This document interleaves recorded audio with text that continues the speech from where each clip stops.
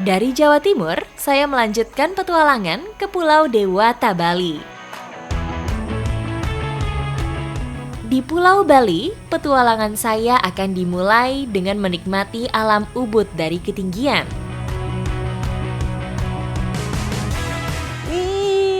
Nah, mereka ini sedang siap-siap. Sebentar lagi saya juga akan naik balon udara ini. Seru banget ya. Wah, saya udah gak sabar buat naik. Udah siap, Ble? Siap. Siap katanya. Ini ya, Beli ya. Dengan balon udara, saya akan menemukan pengalaman dan sudut pandang baru yang selama ini belum pernah saya rasakan. Diameter basketnya lumayan kecil ya. Cuma muat berapa orang, Beli? 4 orang ya? Maksimal 3. Maksimal 3 orang di atas basket ini. Udara sejuk dan segar perlahan-lahan menerpa tubuh saya. Di bawah mulai terlihat lanskap dan kontur alam yang lebih luas.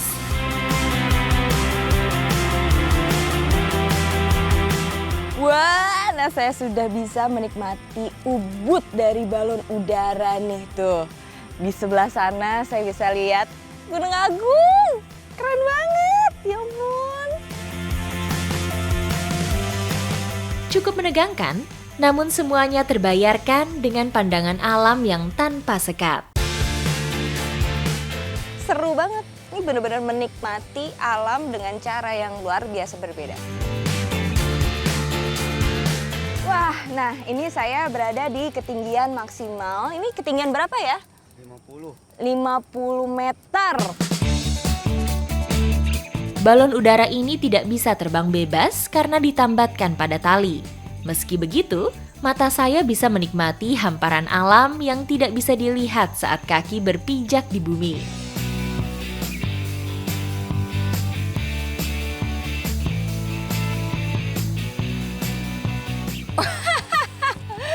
Wah, jadi seru banget nih cara landingnya. Wah, jadi emang sengaja didudukin nih sama beli-belinya tuh biar berat, biar saya bisa turun.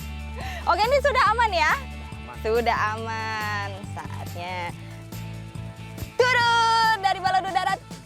Ya, sukses Beli. Terima kasih banyak.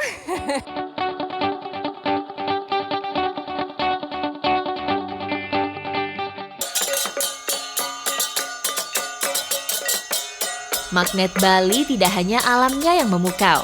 Tradisi yang tetap hidup merupakan daya tarik lain saat kita berkunjung ke pulau ini.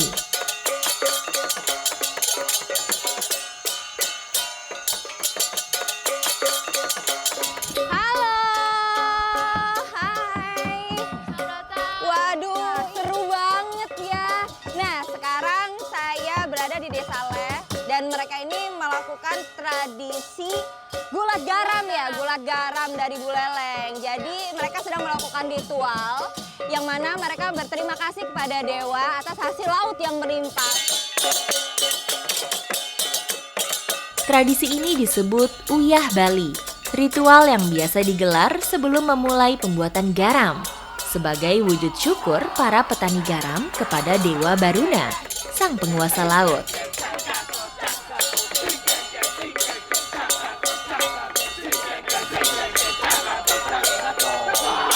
Ini artinya apa Iya. nih? Kenapa saya harus dikasih garam? Simbol dari selamat datang. Oke, wow. Dan Berarti, harmonis dengan alam. oke, berarti saya sudah diterima ya Iya, di sini siap. untuk mengikuti ritual Siap, Uyah siap, Bali ya. siap. Ya, mantap.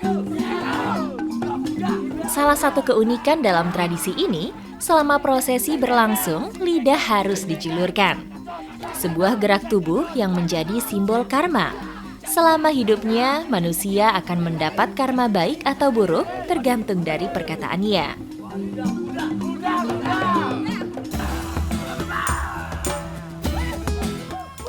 Puncak ritual ditandai dengan gulat garam, yaitu berduel 1 lawan 1.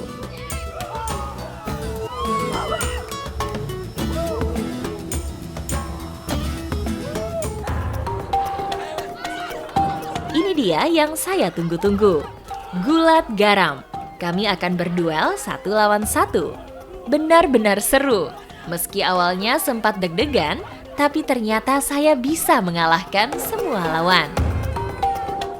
Ritual ini Selain berterima kasih dengan alam, tapi juga menyatu dengan alam semesta. Gimana nggak nyatu nih? Lumpur semua!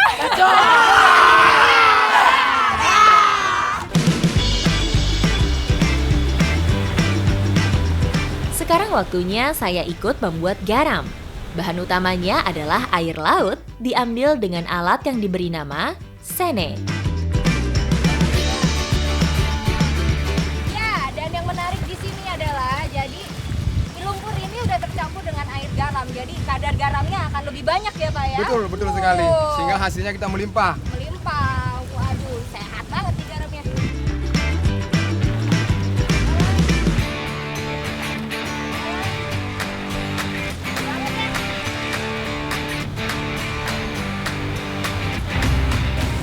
Terus diapain lagi nih, Beli?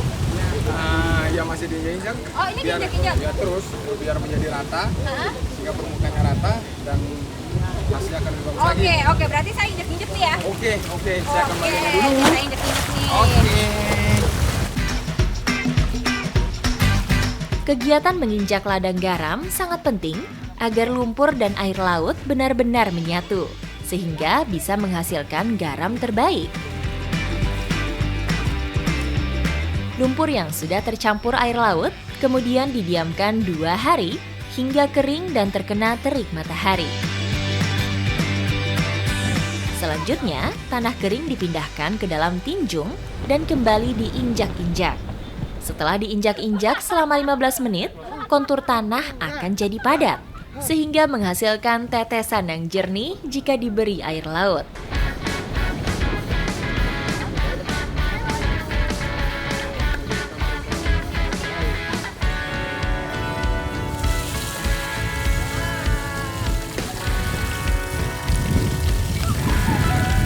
Jadi ini airnya udah dimasukin di sini sama Pak Gede. Ini ditunggu berapa lama, Pak? Ini ditunggu semalaman, Semalaman? dan dalam waktu semalam itu airnya ini akan menetes turun, Oke. dari tinjung. Ini alat ini namanya tinjung, akan turun menetes ke tempat penyimpanan, yaitu namanya gerombong. Oke, jadi ini netes ke gerombong. Ini air yang udah jadi nih ya, Pak ya. Di depan pohon kelapa yang namanya palungan. Oke. Oke. Setelah gerombong air penuh, tinggal dipindahkan ke palungan atau cetakan garam dari batang kelapa. Nah, di sini udah banyak banget nih palungan-palungan. Jadi air yang tadi udah diamin seharian itu terus dituangin di sini untuk dijemur ya, Bli? Betul. Jadi tuh, ini dituangin terus habis itu ini airnya ini dijemur di atas palungan ini selama berapa hari, Bli? Dengan cuaca yang bagus akan menjadi garam selama 3 hari. Oke. Udah jadi nih ya, Bli ya? Udah Langsung bisa ya? dimakan. Waduh. Udah jadi garam dapur ini. Nah, Masih asin lah. rasa garam. Garam buleleng merupakan salah satu yang terbaik di Pulau Bali karena melalui proses yang tidak mudah dan cukup panjang.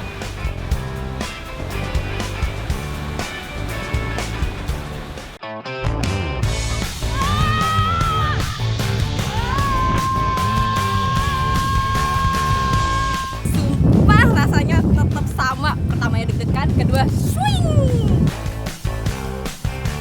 Selain tradisi dan hasil alam, Bali juga menawarkan petualangan seru yang cukup memacu adrenalin.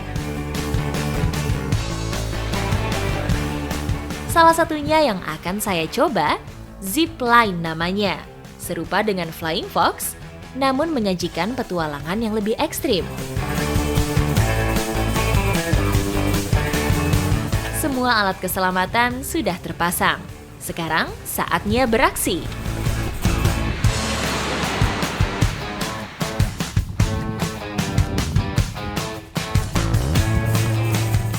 Nah, yang menarik dari zipline ini sebenarnya hampir sama kayak Flying Fox. Tapi kalau Flying Fox kan bawahnya biasa aja tuh.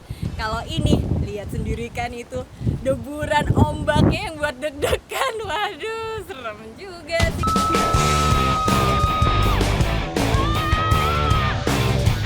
Saat mulai melaju, Jantung saya berdebar cukup kencang. Tubuh seperti tertarik dan terbang melayang. Meski menegangkan, sepanjang jalur saya disuguhi view laut yang memukau. Gemuruh suara ombak terdengar jelas, menambah sensasi mendebarkan. Sensasi pertama itu emang paling deg-degan sih, karena kita nggak tahu apa yang akan terjadi kan. Tapi begitu udah meluncur, best. Pengalaman pertama cukup menguras keberanian saya. Namun pacu adrenalin di Nusa Ceningan membuat saya ketagihan.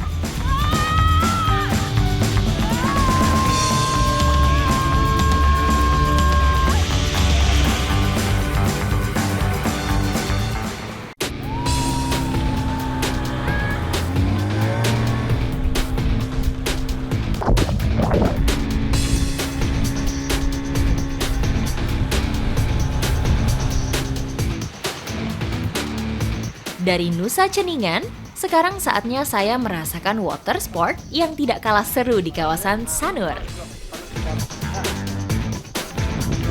Halo, ya sekarang saya sedang belajar untuk wake kiting ya, wake kiting ya. Nah ini simulasi untuk bermain kitesurfing nih. Saya lagi belajar nih untuk mengkontrol supaya bisa berdiri. Belajarnya di tepian dulu. Kayaknya seru. Wakeboarding merupakan olahraga air yang menggabungkan skateboarding, snowboarding, dan surfing. Keseruannya karena harus menaklukkan arus derasnya sambil ditarik speedboat dengan kecepatan tinggi.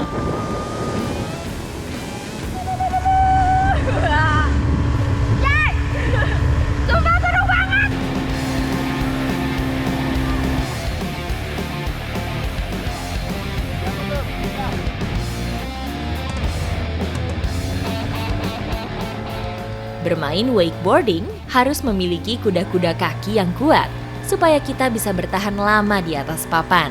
Selain itu, kita harus mengikuti arah gelombang dengan tidak melawannya.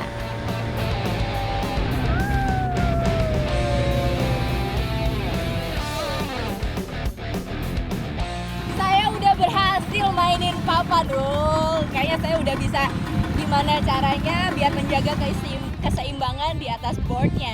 Sekarang tinggal gimana ngereleksin badan aja. Kayaknya mungkin saya bisa lepas satu tangan. Oh, sombong.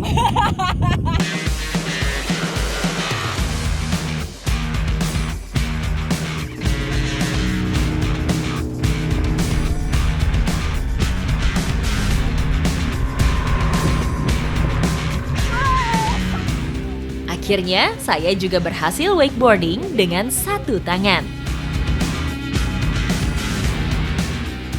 Sebuah pengalaman menarik ketika kita bisa melakukan hal baru yang menyenangkan seperti ini.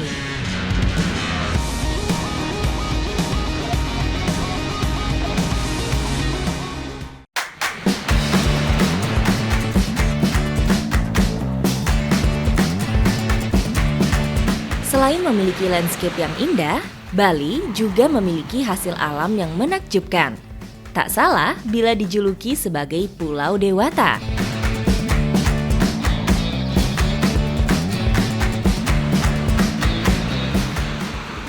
Wah, indah banget ya sunrise-nya. Nah, sekarang saya berada di Desa Batu Nunggul dan tepat di bawah saya ini adalah budidaya rumput laut. Widih, nah dari tadi tuh saya ngeliatin ada banyak petani lagi panen rumput laut. Waduh, saya jadi penasaran nih, gimana sih rasanya panen rumput laut?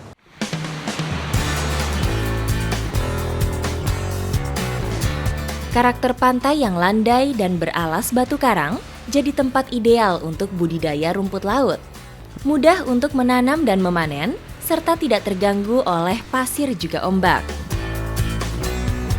Petani rumput laut biasa beraktivitas ketika pagi, saat laut surut dan rumput laut mudah terlihat. Rumput laut ini tuh jenisnya rumput laut kotoni. Rumput laut kotoni dan masa panennya dari 35 sampai 40 hari. Wah, lama juga ya, Bu. Rumput laut kotoni adalah jenis yang paling banyak dibudidayakan karena bisa tumbuh dengan cepat, tahan perubahan suhu, dan kadar garam. Widih, seriusan ini berat banget. Jadi biasanya kalau panen dapat berapa tali, Bu? Kalau tergantung kita ngambilnya bisa 1 sampai 150 tali. Wow, 150 tali loh kira-kira sekali panen. Dan ini satu tali aja nih beratnya kira-kira 5 kiloan ya. Satu nih 5 kilo, nih 5 kilo, 10 kilo. Jadi kebayangkan dari tadi dari sana ke sini. Usai dipanen, rumput laut dilepas satu persatu dari tali. Ukuran yang besar bisa dijual, sementara yang kecil akan digunakan sebagai bibit.